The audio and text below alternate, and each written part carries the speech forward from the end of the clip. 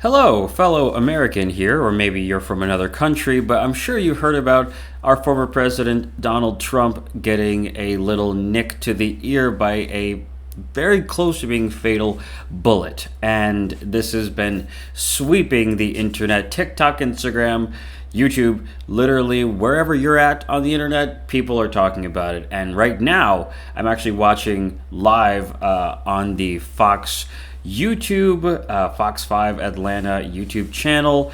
I'm just taking it in as it's coming in right now.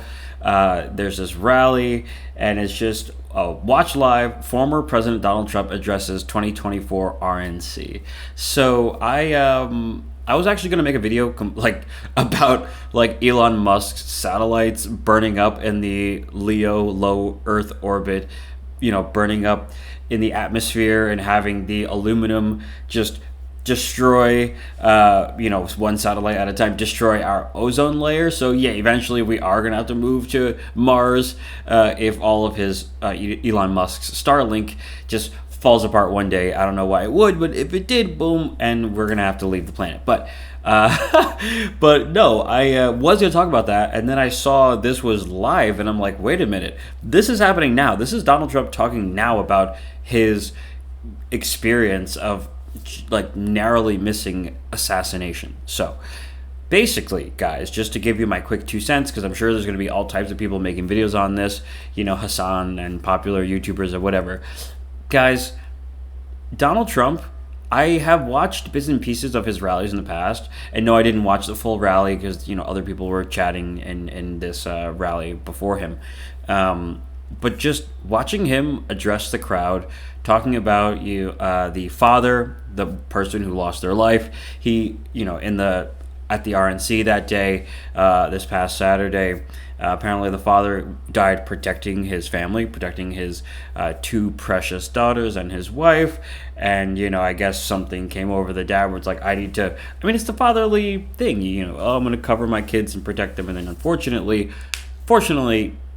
he did protect his children, but unfortunately, he lost his life. So, obviously, this is a tragedy. We don't want any father or anybody to just lose their life while they're at a political rally supporting who he believes is going to help the country. And that is just, like I said, it's a sad thing. It's terrible. Loss of life. It's not good. Though he did die protecting his family, which is a beautiful thing. And Donald Trump today, he addressed that, and he even asked for a moment of silence for the crowd. Everyone who's there, respected it, and they were all just taking the moment to appreciate this person's life. I guess he was a former firehouse chief or something like that. He was a well respected fireman, and that is just awesome. I appreciate that Donald Trump gave this father the time that he deserved. Now, with that being said, he did give his condolences as well to the two other people who were majorly, I guess, damaged, majorly inflicted, whatever the phrase is. They took a lot of hurt, a lot of pain. They got whizzed by bullets as well, and it's just, or maybe they got fully shot. They didn't talk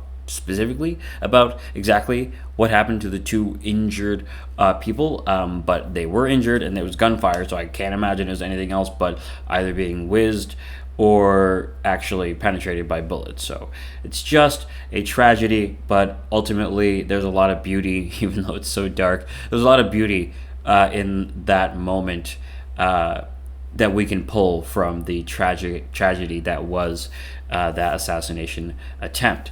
So I've never really watched too much of Trump rallies, but in watching this and watching him talk about his, he just admitted, he's like, guys, I shouldn't even be alive. I shouldn't be here. He said it. I shouldn't be alive. I should not be here. And yet I'm here by one freaking reason.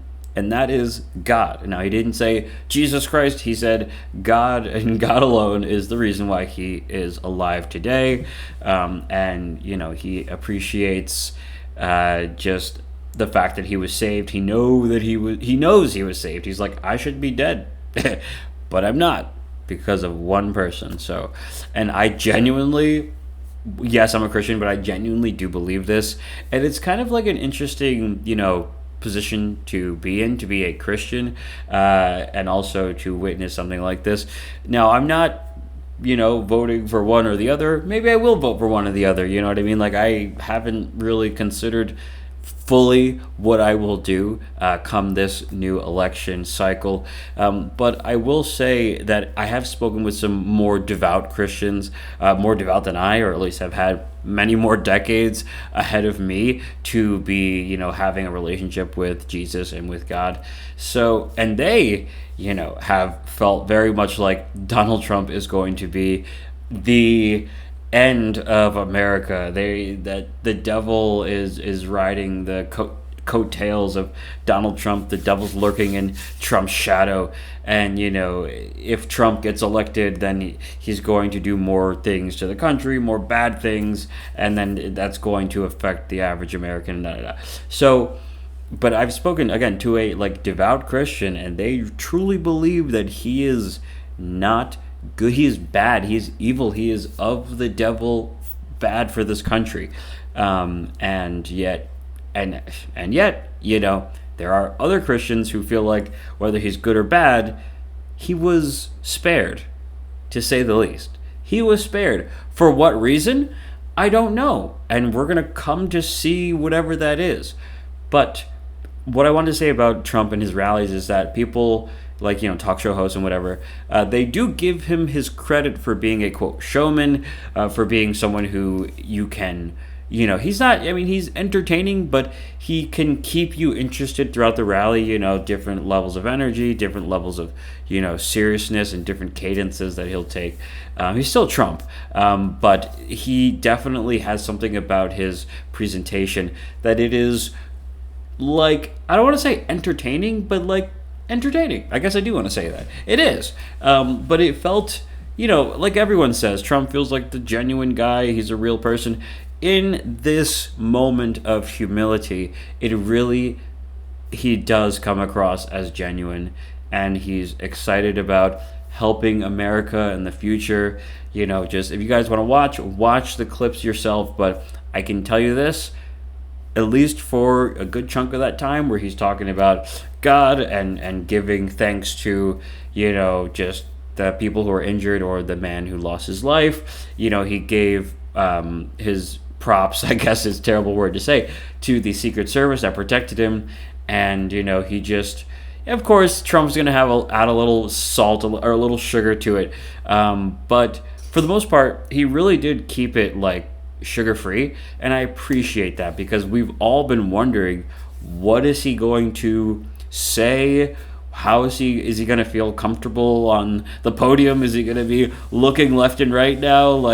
So, and he did say thank you at the very beginning, that he is happy to be running for president. And I think he was accepting or something, accepting the nomination for presidency on the Republican side. I don't know. I have to go back and actually rewatch that, but because I don't even know. Trump has been the candidate, forever. So, you know what I mean? There's been nobody else that has even been considered, at least in my view, that would be the next, selection for on the Republican side for the next president, the person to go up against the incumbent Joe Biden. So I think it's all over the place. Everyone knew it was going to be Trump versus, you know what I mean?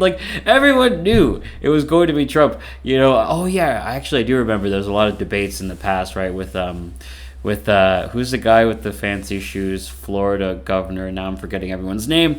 What was his name? I don't know. Florida governor, dude. And I remember that, but so many people on TV and Fox News and CNN, they're just kind of Ron DeSantis. Yeah, okay, now I remember. I watched a lot of like Ben Shapiro. He was backing Ron DeSantis a lot. And hey, I'm sure whatever, maybe he'll have his time in the sun later. But let's be honest, it's Donald Trump's time. It is his time, and a lot of people are going to be pushing this. One last thing I want to say about this, and then you guys can go on to watching like Charlie's video or Hassan's video or some popular YouTuber talking about this. I was following, as a Christian, right? I was following this one, the Ministries of the Lamb, I think is her YouTube channel. And she is a Christian. She's a by the book Christian. And she talks a lot, you know. I mean, that's kind of saying a lot to say you're a by the book Christian, to describe that of someone else. You know, I guess you mean you want to just, you know, you want to give them their credit for at least what it seems that they present themselves as someone who's a devout and legitimate Christian who believes and prays and all of that.